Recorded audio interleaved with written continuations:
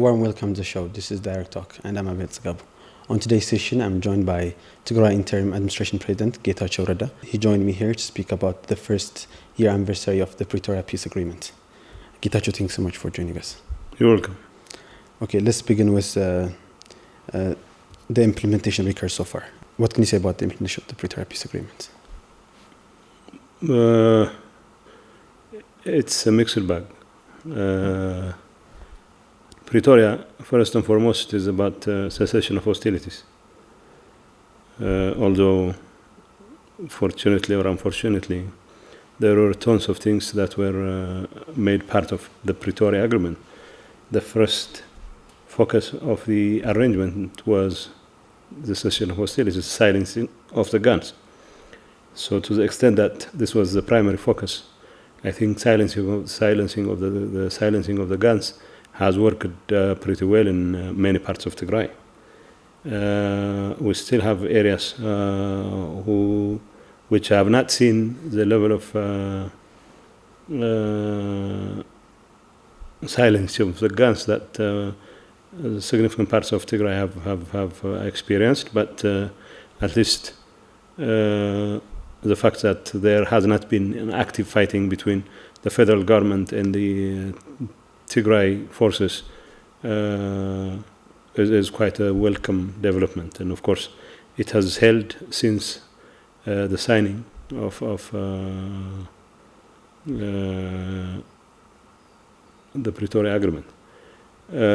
Disengagement between Tigray forces and Ethiopian National Defense Forces was carried out in a manner that was largely able to avoid any resumption of hostilities or even incidents where some off-grid officer would do something stupid, thereby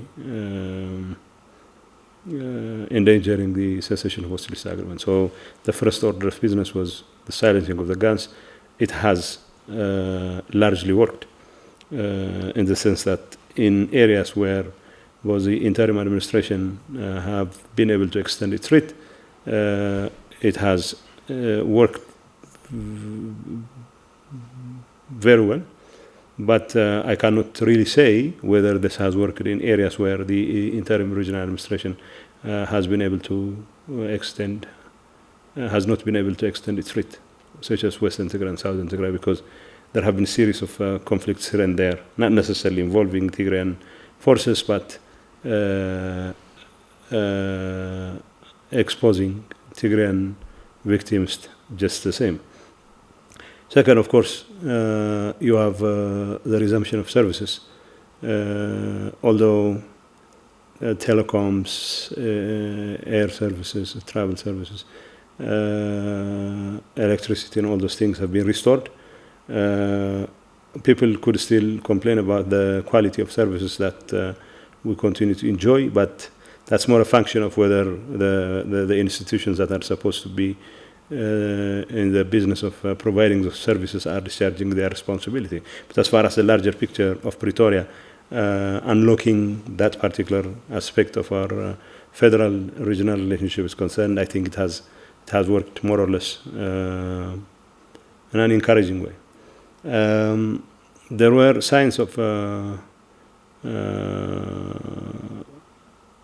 fact that the TPLF's designation of as a terrorist organization was a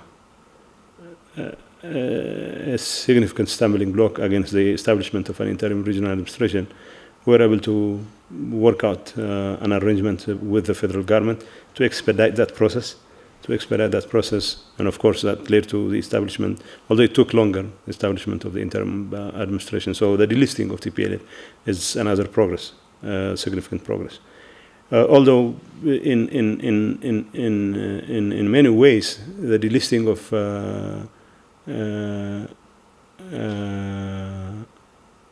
TPLF as a terrorist organization and hence the establishment of the interim administration was supposed to be preceded by a political dialogue between the two parties. The fact that we haven't we haven't undertaken that national dialogue, political dialogue, not national dialogue, but political dialogue between our two sides, has created its own problems because there are a number of issues that we need to be able to lay to rest. But the fact that the expeditious process of establishing the interim administration required that the proscription of TPLF as a terrorist organization be lifted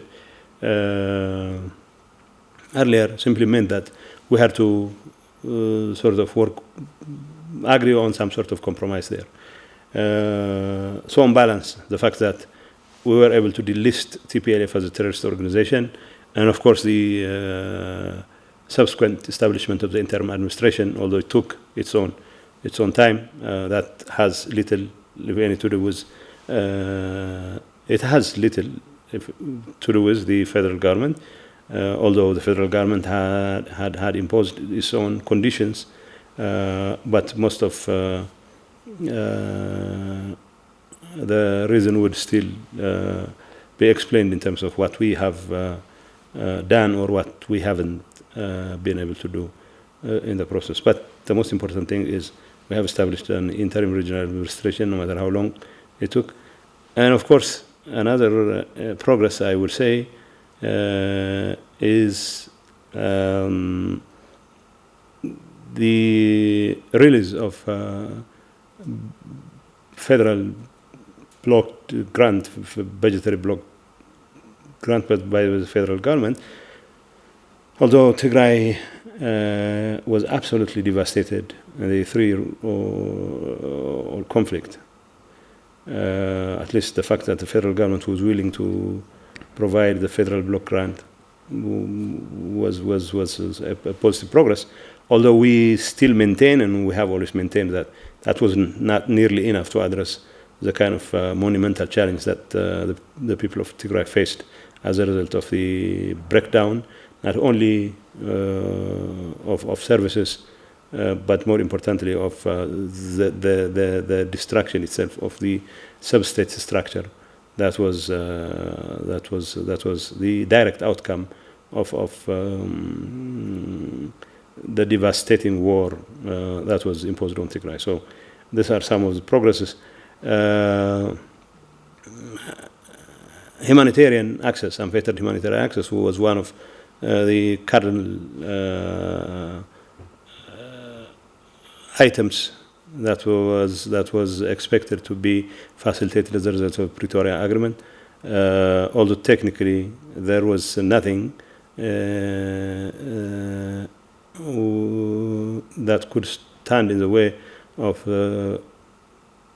unfettered access to humanitarian aid.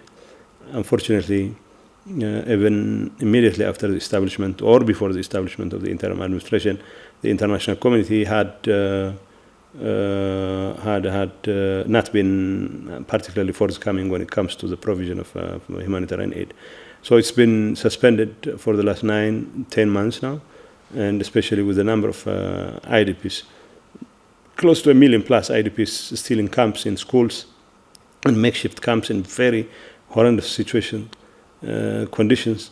The fact that there is literally no access to humanitarian aid has made the whole Pretoria process come into doubt.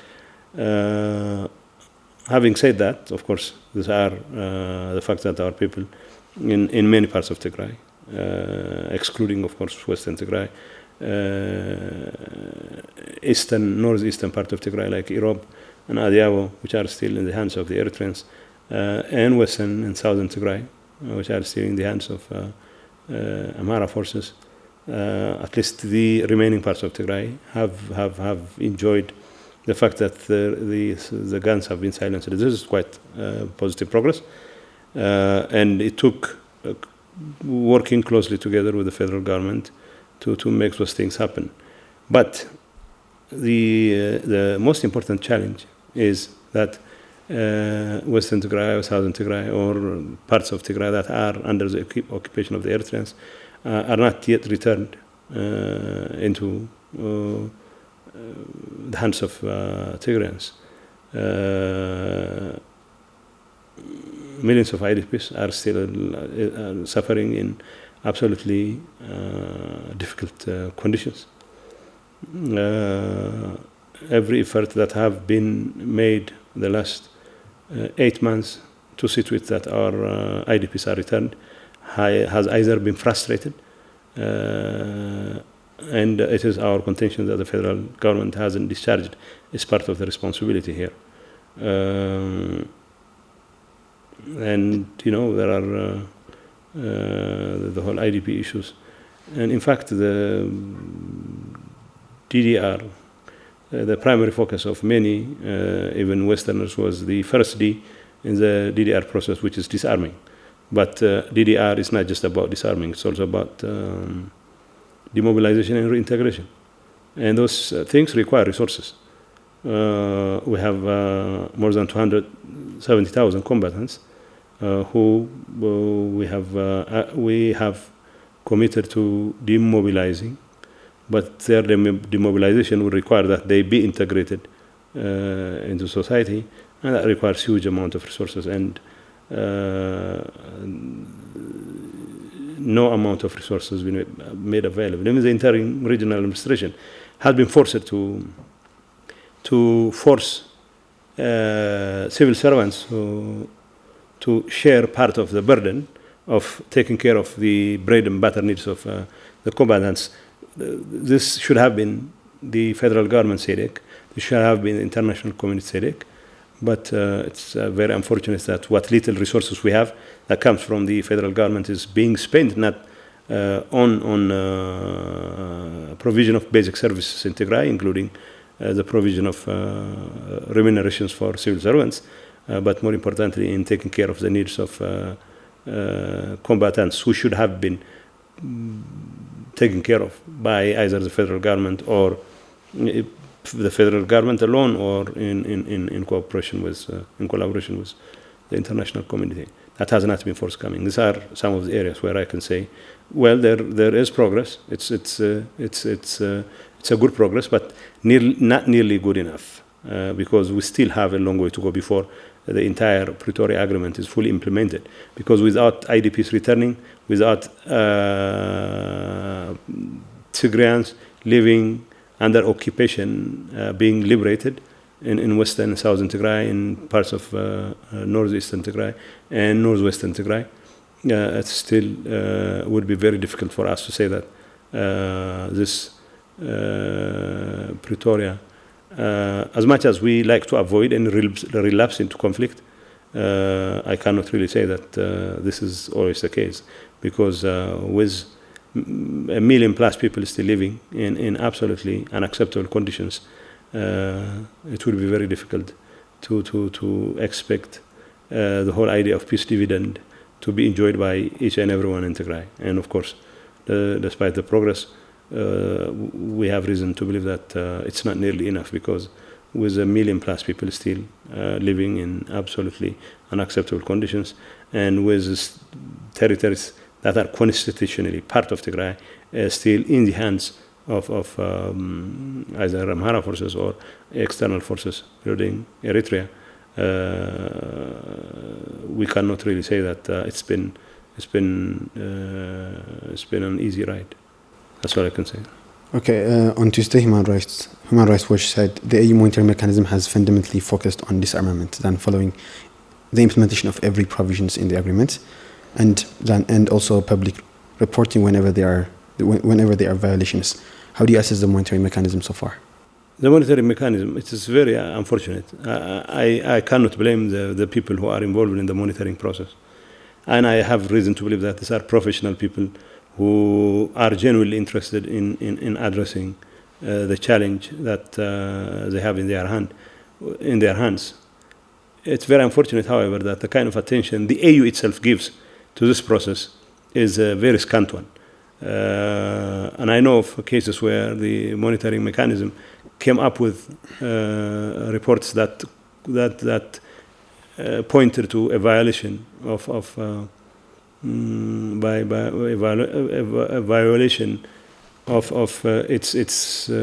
its mandate by external forces, and it has not been able to operate within many parts of Tigray, such as southern Tigray and western Tigray. It has given reports where its activities were absolutely obstructed by external forces as well. But none of those were filled for discussion, were not tabled for discussion by the AU. The AU's primary responsibility to it that Pretoria is fully implemented, not just disarmament.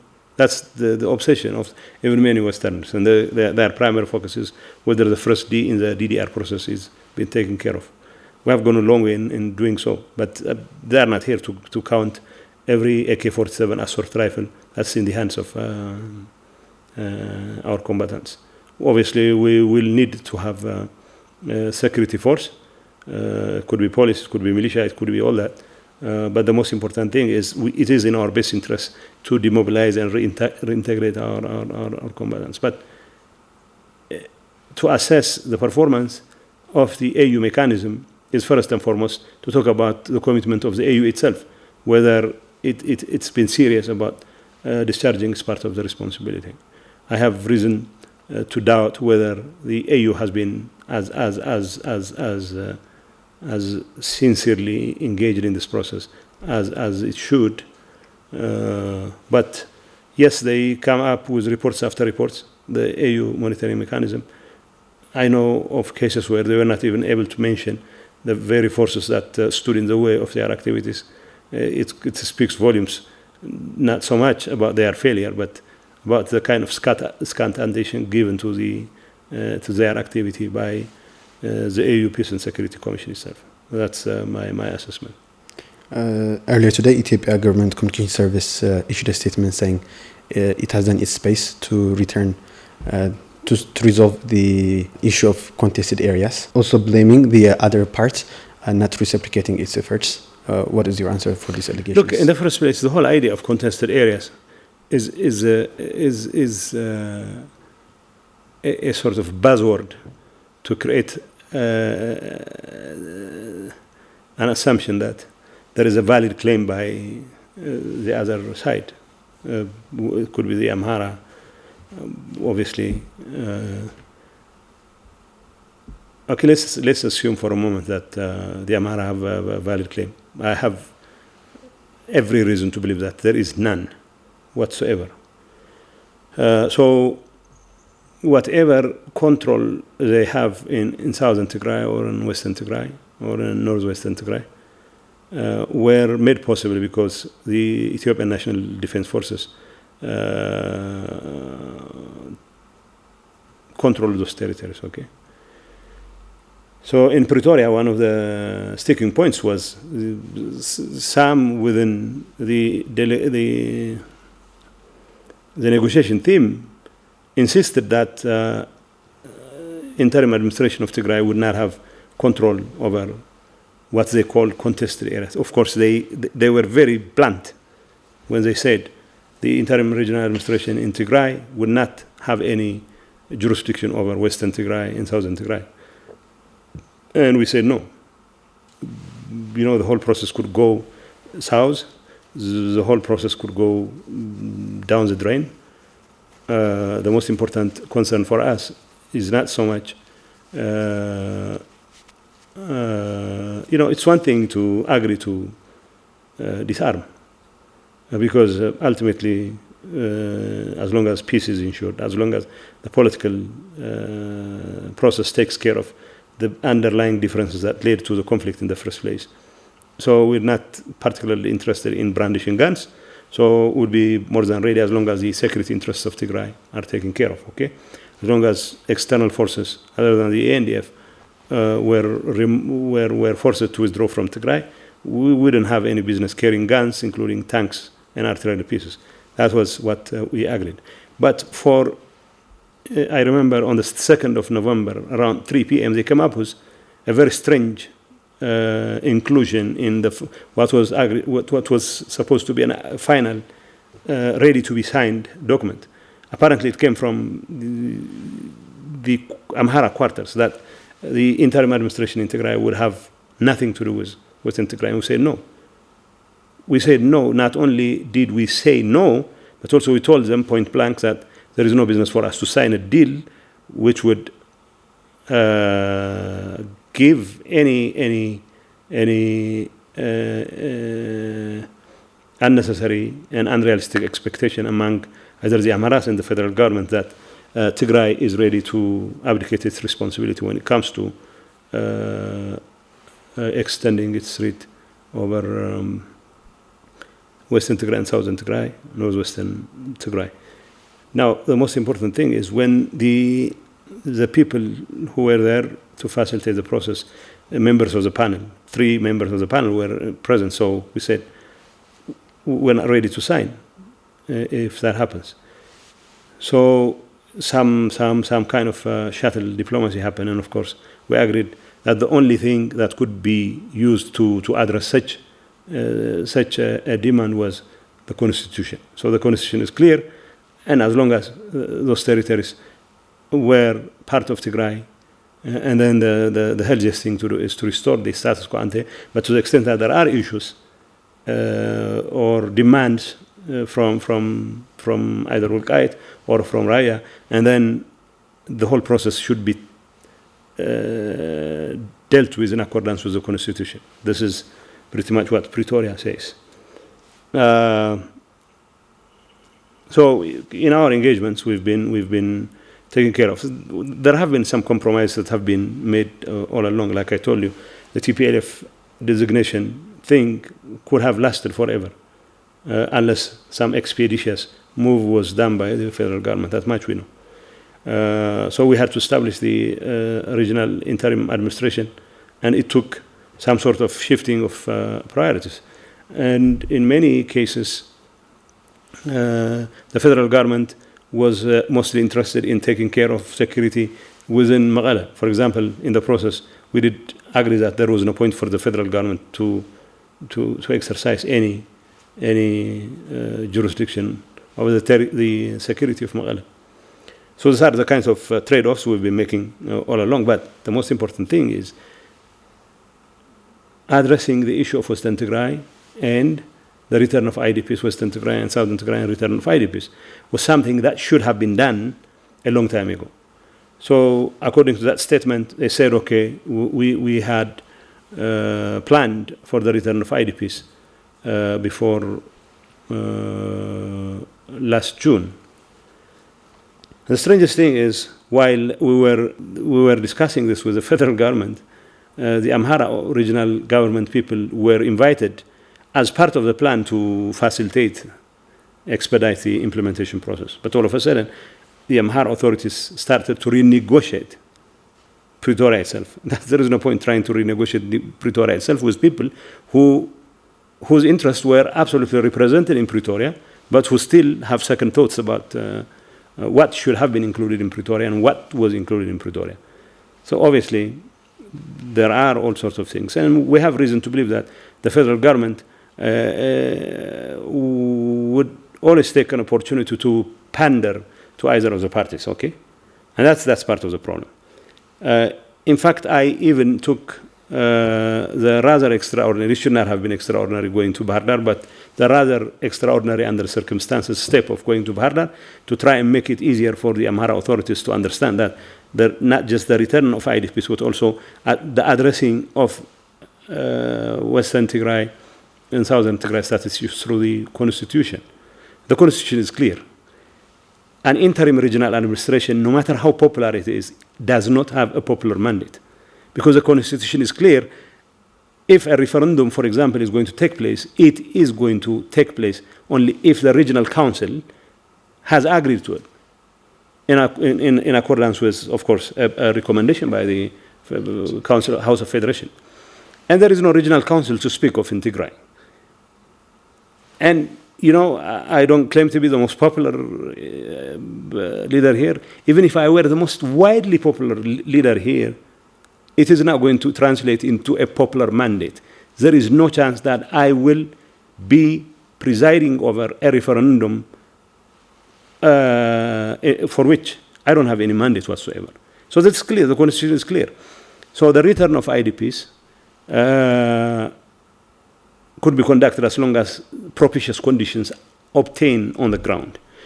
And our contention is the return of IDPs should always be done in accordance with conditions that could give confidence to our people there and to people who are returning there.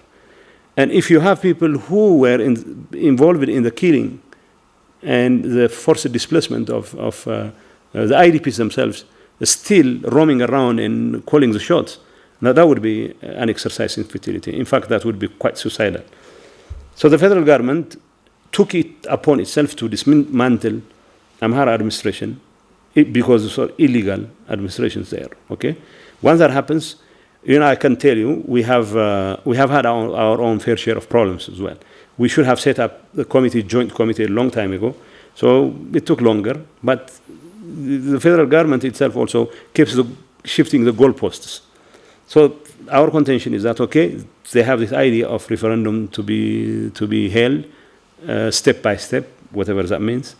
They have an idea of elections. We don't have anything against elections being conducted in those areas. Our people would only have to choose to elect their representatives from among their own people once the IDPs are returned. But now the question is, yes, there are areas where we have not been as speedy as we should have been. But to say that it was the interim administration which was dragging its feet would require a bit of a stretch. Now the question is, it is the responsibility, indeed the obligation of the federal government to ensure that the conditions are propitious for the return of IDPs. Dismantling Amhara administration in those areas, including the removal or withdrawal of Eritrean forces in areas that are sovereign Ethiopian territories within Tigray, is the responsibility of the federal government. These are the kinds of things. Yes, we have been working closely with the federal government on a number of issues, but to say that it's entirely our fault that this didn't happen is downright unacceptable, to say the least. Having said that, we still continue to engage with the federal government. In fact, we've been working closely. We have been setting up these committees to see to it that there is a propitious conditions for the return of IDPs, for the establishment of administration there. It's our contention that the administration that's going to be set up should be part of the interim regional administration, because the status quo cannot be restored unless that kind of stuff happens. Okay, once the interim regional administration, it doesn't have any business to stick around for longer than necessary. So if 3 months from now we are able to do stuff and we still are in a position to hold elections throughout Tigray, then there is no point for us to engage in a long drawn-out process. The interim regional administration will hand over its authorities to a popularly elected administration, and then that popularly elected administration can, according to the constitution, work closely with the federal government, the House of Federation in this case, to conduct a referendum. But that is something that can wait some time.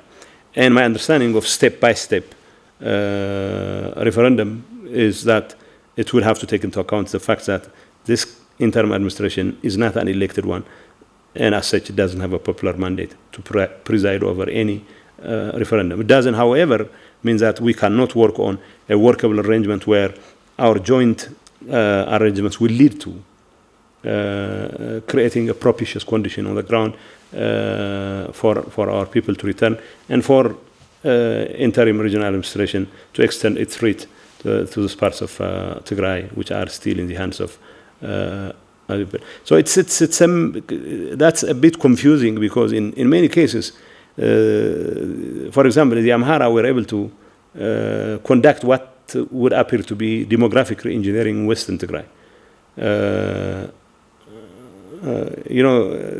In Western Tigray, many in the Amhara irredentist circles assume that Western Tigray is full of people who consider themselves Amhara.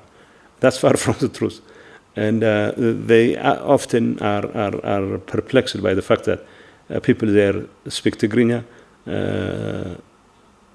and they were resettling people who do not have any clue the sort of demographic dynamics that obtains on the ground.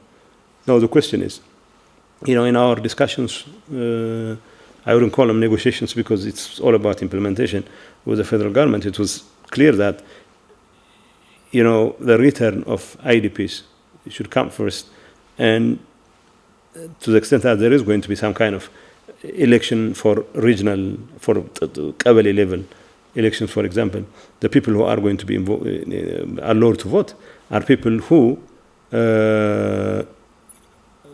were legal residents before 2020. So anything that has happened afterwards is totally unacceptable. But this itself is fraught with so many controversies because you can postdate an ID if you are intent on falsifying records, and that has not been in short supply as far as we know. So this is where we are. We still are working closely with the federal government. There are areas they feel strongly about. There are areas we feel strongly about. We still believe that peace is the only game in town, should be the only game in town.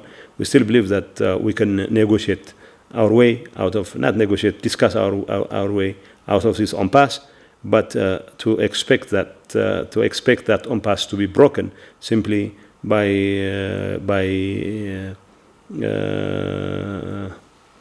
wishing the problems, the challenge away is I think not a good idea.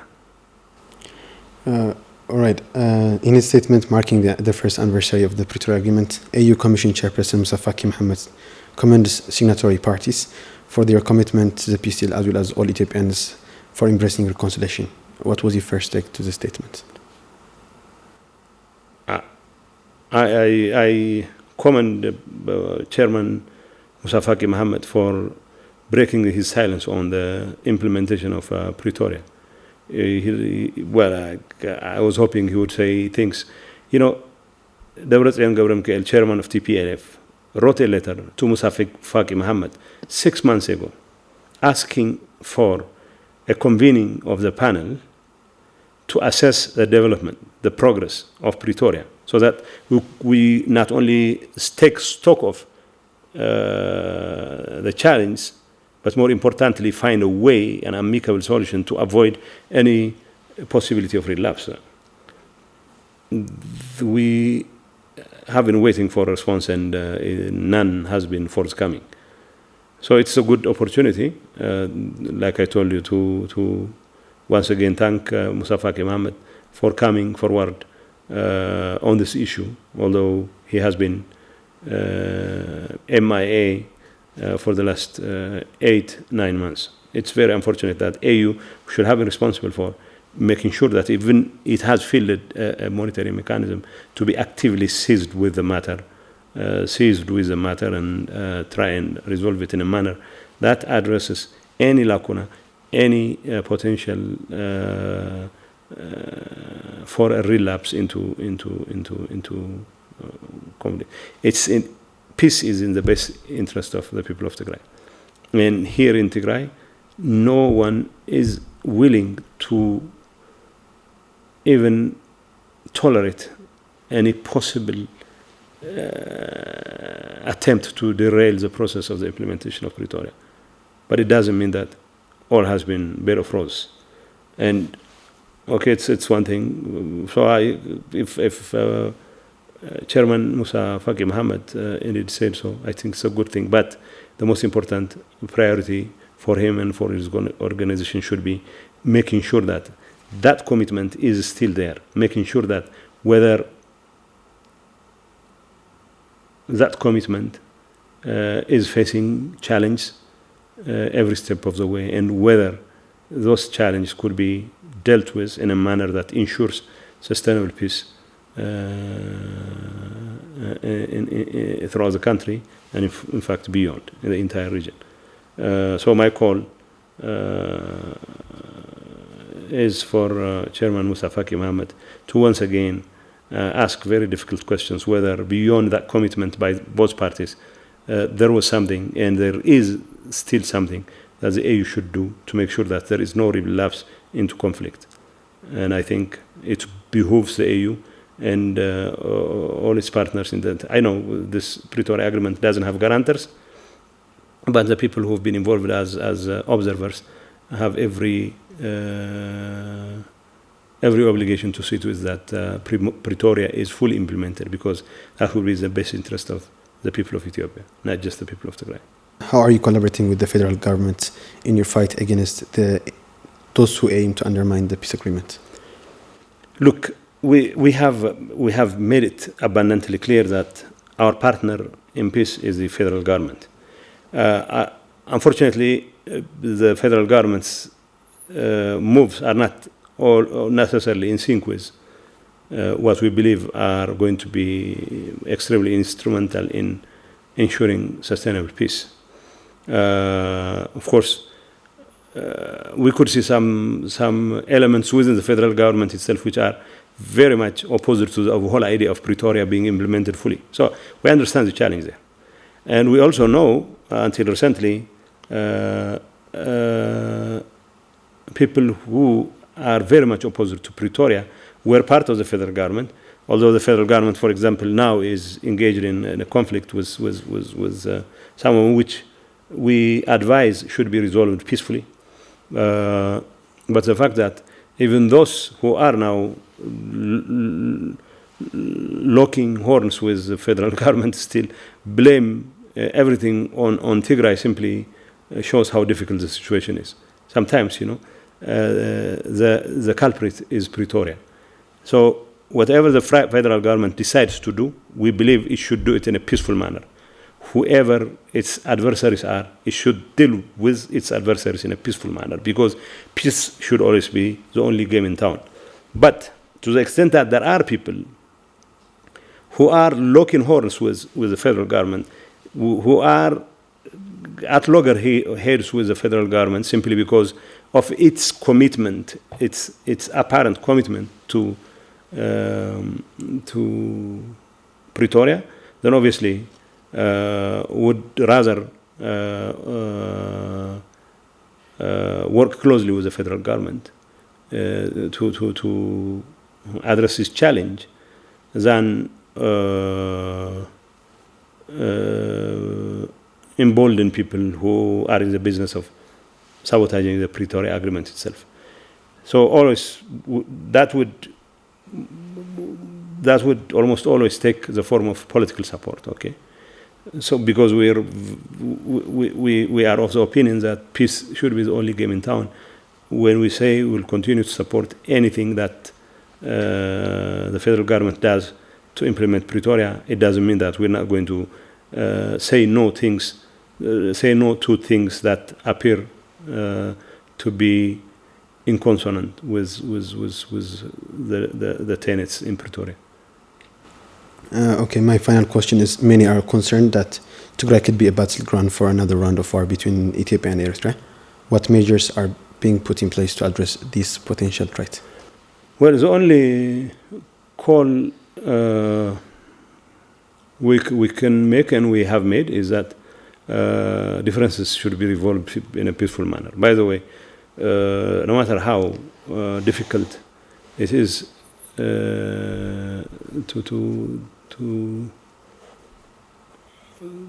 to make such a call, we have been making clear statements that we want to resolve whatever differences we have with the Eritreans, even with the Eritreans, in a peaceful manner. So the first thing we can and should do is that whatever questions there are, they should be dealt with in a peaceful manner. And Tigray, we don't want Tigray to be a battleground for any devastating conflict again. But it's my hope and expectation that both Asmara and Addis will find an amicable solution to what appears to be a war of words. I don't expect any escalation of sorts, but whatever the case, whatever we can do to restore reason, we will. But for us, the focus is the very survival of the people of Tigray, the very safety and security of the people of Tigray. And we don't want to endanger the safety and security of the people of Tigray. And in fact, we'll continue to work closely with the federal government to see to it that every Tigrayan, be it in the southern part of Tigray or in western part of Tigray or in parts of Tigray, sovereign Ethiopian territories still occupied by Eritreans, are enjoying the benefits of living under peace. And of course, we will work very hard to achieve that. And if by our meager means we are able to influence either side to come to terms with the fact that the best game in town is talking rather than shooting, then we would do everything in our powers to make that contribution. So peace will be in the best interest of people, both sides of Marab. But anyone that stands against Pretoria will be opposed to. That should be very clear. Getachew, thanks so much for joining us. My pleasure. All right, our viewers, this was all for today's session. Until next time, bye-bye.